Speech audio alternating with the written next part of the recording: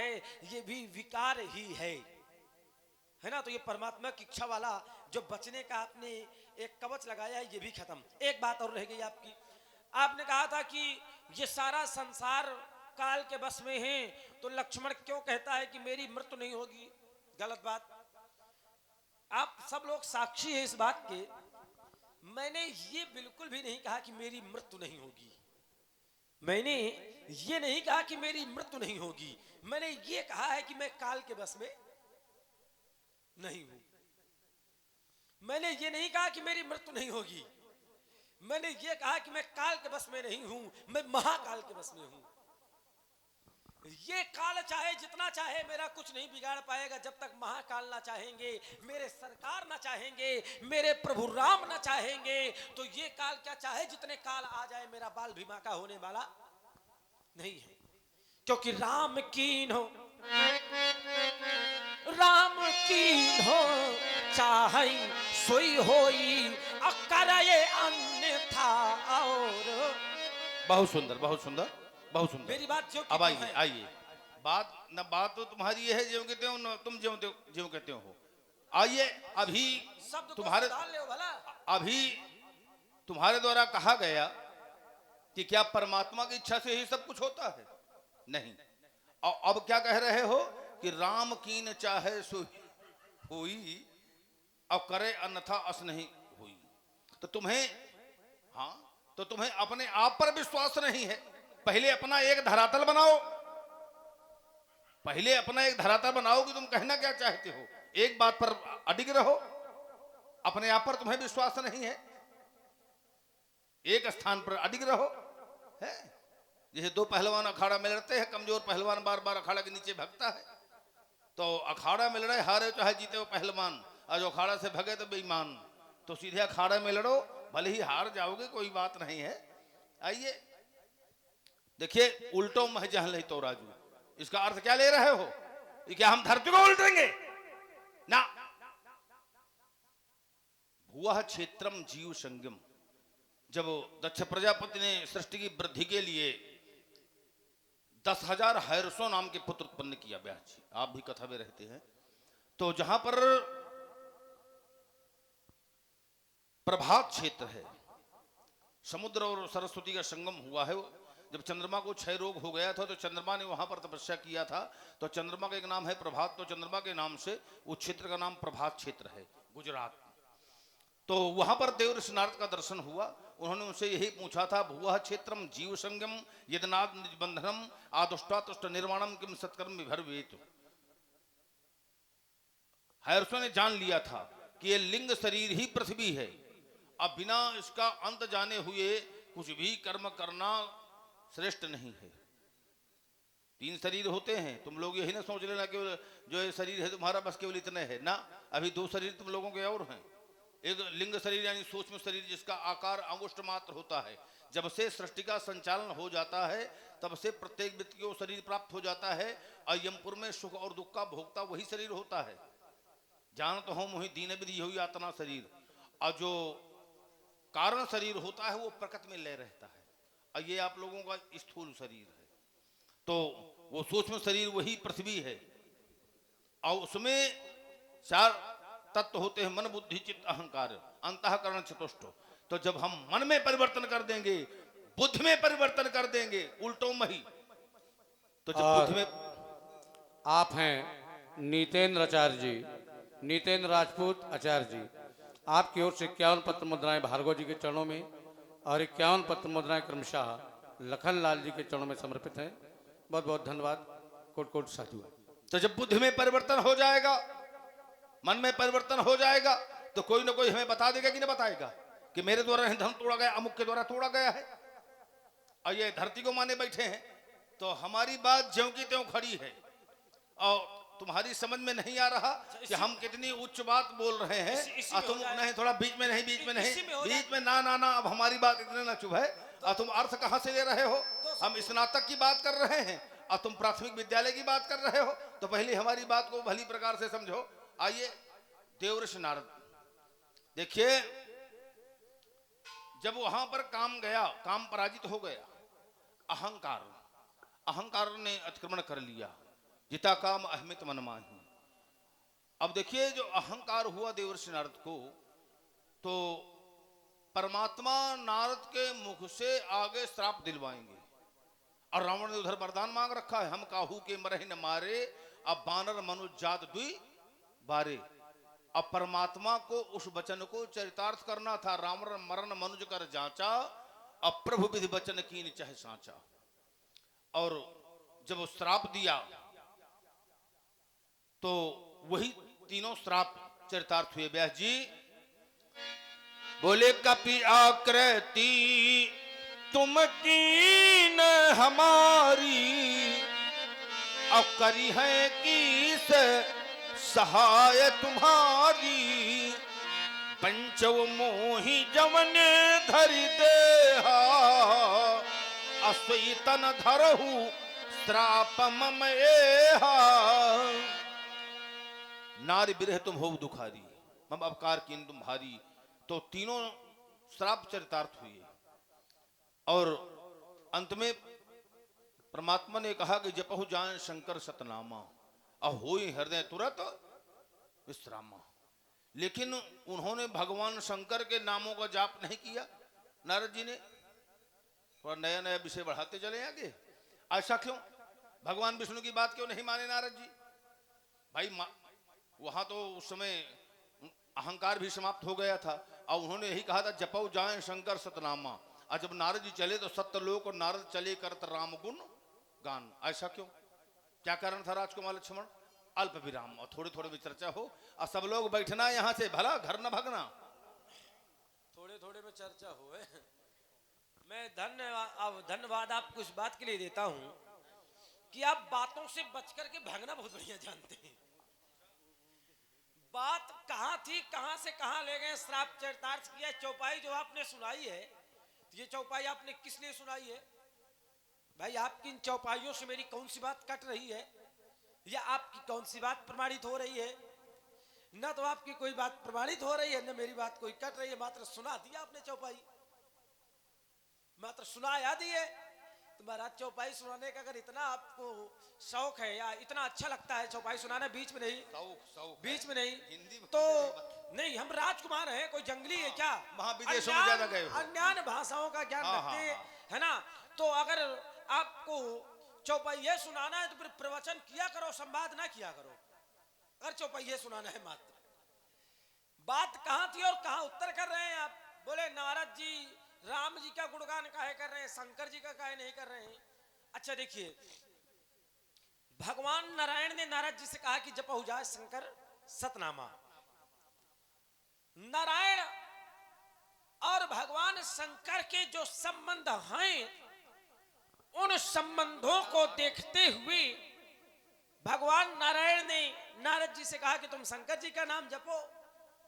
लेकिन नारद जी अपने इष्ट का नाम जप रहे हैं, और हर व्यक्ति को चाहिए कि वो अपने इष्ट का नाम ही जपे। जैसे हमारे पिताजी भगवान शंकर को पूजते हैं, हमारे भैया प्रभु श्री राम भगवान शंकर को अपना इष्ट मानते हैं, भगवान शंकर को पूजते हैं। तो क्या मैं भी भगवान शंकर को ही पूजूं ना? ये अनिवार्य नहीं है, ये मेरी श्रद्धा का विषय है कि मैं किसको पूजता हूं। आचार्य कहते हैं, बोले 12 ही ते निज हित पति जानी, 12 ते निज हित पति जानी, लक्ष्मण राम चरण रति। मैं तो राम जी को स्वीकार करता हूं। गुरु पितु मातु, गुरु पितु मातु, गुरु पितु मातु न जानो काहू, गुरु पितु मातु न जानो काहू, कहूँ स्वभाव नाथ पतियाहू, मोरे सब एक तुम स्वामी, दीन बंधु और अंतर। अपनी श्रद्धा का विषय होता है कि हमारी श्रद्धा किस पर जाके स्थायी होती है, हमारी श्रद्धा किसके प्रति ज्यादा लगन लगाती है। तो जहां हमारी ज्यादा श्रद्धा होगी हम उसको भजेंगे।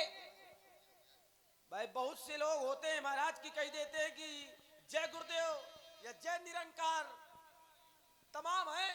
तम भिन्न मत कल्प कर प्रकट किए तो बहु ये हमारी श्रद्धा के अनुरूप है कि हम किसको बचते हैं। और आइए, मैंने कहा था कि जो संत होते हैं वो समाज में समस्याओं का समाधान करते हैं। तो मैंने कहा आपके द्वारा समस्या क्यों? बोले हम ये थोड़ी कह रहे हैं कि हम पृथ्वी पलट देंगे। ध्यान दीजिएगा, परशुराम जी ने फिर भागने का प्रयास किया, अपनी बात फिर से बदली। अभी तक में मेरी बात वही की वही है और आपने आप 4 उत्तर किए और चारों उत्तर आपके कट चुके हैं। चारों उत्तर आपने 4 बार अपने उत्तर बदले। तुम चार भाई हो तो तुम्हें चारे ध्यान है केवल। समस्या ये है कि आप बीच में बोलते हैं और ज्यादा बोलोगे बार आप तो बोलने लायक बचोगे नहीं। ये आप जानते भी हो, खूब बहुत अच्छे से जानते हो। आपने 4 उत्तर बदले और आपके 4 उत्तर बेकार निकल गए बिल्कुल। क्या सुंदर हिंदी है, जिनका कोई अर्थ नहीं रहा। अरे तो महाराज इस चक्कर में ना पड़ो कि हिंदी क्या है। हमारा तो बहुत कुछ शुद्ध है, हमारा तो बहुत कुछ शुद्ध है। हमारे चक्कर में आप ना पड़ो। नहीं, आप चाहे जितनी टिप्पणी करो, हम थोड़ी सी भी लगा देंगे तो समझ लो कि बछिया पूछ जाएगी। ये ध्यान दिया करो आप, है ना। तो आपने पुनः उत्तर किया, बोले हम इनकी बुद्धि पलट देंगे, मत पलट देंगे, तो ये बता देंगे। अच्छा, अगर बुद्धि और मत पलटनी है, आप बैठे हैं, व्यास जी बैठे हैं, आप सब लोग बैठे हैं। रामायण तो आप लोगों ने पढ़ी ही पढ़ी होगी भाई, ना रोज घर में पढ़ते होंगे तो साल में सावन के महीना में तो पढ़े जाते हो। रामायण तो पढ़िए पढ़ी है। रामायण में चौपाई आती है कि व्यास जी बोले बेगी दिखाओ मूढ़ न तो आजू, बेगी दिखाओ मूढ़ न तो आजू, उल्टाओ मही जहां लगी तुम्हें, उल्टाओ मही। तो यहाँ व्यास जी पृथ्वी के लिए कहा गया है कि बुद्धि के लिए कहा गया है? नहीं, किसके लिए? किसके? इससे बोलो थोड़ी। पृथ्वी के लिए मही। अब परशुराम जी कह रहे हैं कि बुद्धि के लिए, तो फिर परशुराम जी की बात गलत है। अब ये भी कहो। हाँ, अब हमारी बात सुनो ध्यान बीच में नहीं, थोड़ी चर्चा में लघु में हो रहा है, चर्चा लघु में हो रही है। मेरी बात पूरी होने दीजिए। अब क्या इतनी मिर्ची लग रही है? अब ले हो, बहुत बुद्धि पलट रहे हो। अगर इतने ज्यादा बुद्धि के पलटने वाले हो आप, तो जाओ धनुष तोड़ने वाले की बुद्धि पलट दो। बोले बुद्धि हम पलटेंगे, पहले अपनी बुद्धि पलटाओ आप, इनकी बात में पलटना।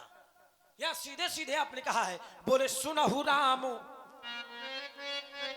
सुनहु राम जी शिव धनु तोड़ा, तो सहस बाहु समसो रिपु। अच्छा, रिपु माने क्या होता है? वैरी, शत्रु। शत्रु की का आरती उतारते हैं क्या? आपको जो शत्रु है, दुश्मन है, वैरी है, रिपु है, तो उसका आप क्या आरती उतारते हैं, गले मिलते हैं क्या? उससे तो समर होता है, युद्ध होता है, उसके लिए तो दंड है। आपने पहले ही धनुष तोड़ने वाले को शत्रु बता करके समस्या उत्पन्न कर दी। फिर आपने कहा कि सो बिल गावो, सो बिल गावो बिहाई समाजा, अन्नत मारे ये सब। भैया ईमानदारी से बताओ आप कि कौनो बिटिया का विवाह हुई रहा हो और कौनो इनके जैसा व्यक्ति आवे अब मारे काटे की बातें करे। भैया बिटिया के विवाह में मार काट की बातें बताओ किसको अच्छी लगेंगी? अब कौनों का राम नाम सत्य हुई हो, परिवार के लोग बैठे रो रहे हो और जाए तो सहनाई बजाने लगे, तो बताओ शोक में सहनाई कौन सुनेगा? क्या किसी का विवाह हो रहा हो और जाकर के आप वहीं जो विवाह में दूल्हा हो उसी को आप मारने की बात करो, तो ये समस्या नहीं है तो क्या है? ये क्या है? ये समस्या है। मेरी बात वही की वही है कि संतों के द्वारा समस्या के उत्पन्न की जा रही है। आइए देखिए, हाँ, राजा जनक से हमने कहा है क्या? कहुजर जनक धनुष के तोरा, बेग दिखाओ मोहनत आजू, उल्टो मही जहनी तो राजू। उस समय बैरी की बात नहीं थी। बदलो बदलो ना, हाँ, बदलो। ये बाद में हमने कहा है कि साहस पाओ समसोरित मोरा। तो पहली बात तो भली प्रकार से अध्ययन किया करो कि कब हमने क्या कहा। मही भूआ क्षेत्रम, भू मही का पर्याय है भू, पृथ्वी, अवनी। तो हमें लगता है पर्यायवाची भी तुमको नहीं आती। तो पहले प्राथमिक विद्यालय में अपना नाम लिखाओ। भुआ क्षेत्रम जीव संगम यदनाथ निज बंधनम। अब देखिए, अब जैसे बहुरी शक्कर सम बिनमो तेहि असंतत सुरानीक हित जेहि। समझना, थोड़ा पढ़े लिखे लोग हैं सब। संतत सुरानीक, सुरानीक यानी कि देवताओं की सेना अच्छी लगती है, और चाहे सुरानीक मदिरा अच्छी लगती है, तो बहुविकल्पी दोनों अर्थ लिए जा सकते हैं। और जब किसी भी प्रश्न का हम उत्तर करते हैं तो अर्थ कई प्रकार से लगा सकते हैं, 8 प्रकार से। कितने प्रकार से अर्थ किया जाता है? 8 प्रकार से।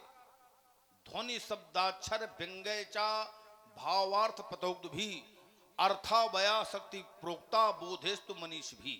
ये 8 प्रकार से अर्थ किया जाता है, और हमें लगता है इनको केवल एक ही प्रकार आता है।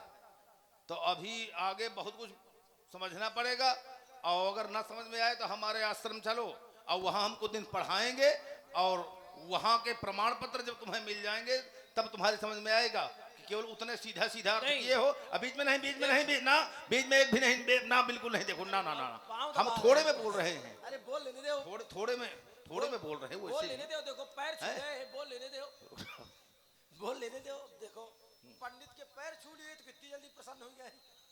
अब लाओ दोबारा पैर छू रहे हैं, अब जितनी जल्दी हो महाराज। नहीं, अब थोड़ा 2 शब्द हमारे रह गए। अब सुन ले, देखो पैर छुए मैंने। चलो अच्छा बोल लो। हाँ बोलने दो।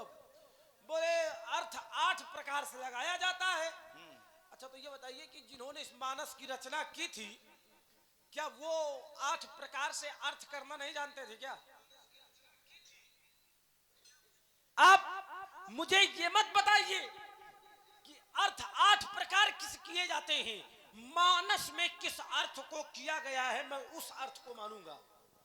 जनक जी, जो अर्थ मानस में है,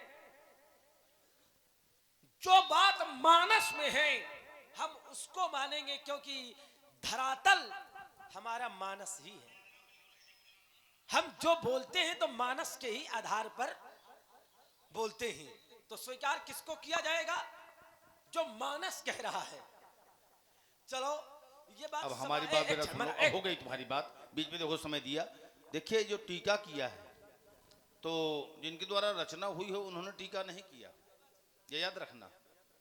बड़े बड़े विद्वान आते हैं और वो अनेकों प्रकार से अर्थ करते हैं, उसमें अपने भाव दिए जाते हैं, है ना। ज्ञानी लोग जो है अपने भाव देते हैं। भाव भेद रस भेद अपारा कवित दोष गुण विविध प्रकारा। भाव भेद ध्वनि और रेब कवित गुण जाति और मीन मनोहर ते बहुभांति। ध्वनि और रेब, और इनके और रेब समझ में आएगा क्या है। तो इसीलिए कहते हैं हमारे आश्रम चलो, अब कुछ दिन पहले हम तुमको पढ़ाएंगे, तब तुम्हारे समझ में आएगा। ये साहित्य है, ये भी इतनी जल्दी समझ में ना आएगा। सीधे सीधे पढ़ लिया, जो अर्थ है उतने केवल आता है। मैं आपके आइए नारद जी के इष्ट राम जी नहीं है, याद रखो। नारद जी के इष्ट नहीं है राम जी। किसने बता दिया? कौन इष्ट है? व्यास जी बोले मोरे ही तय हरि सामा नहीं को, और यही अवसर सहायक प्रभु हो।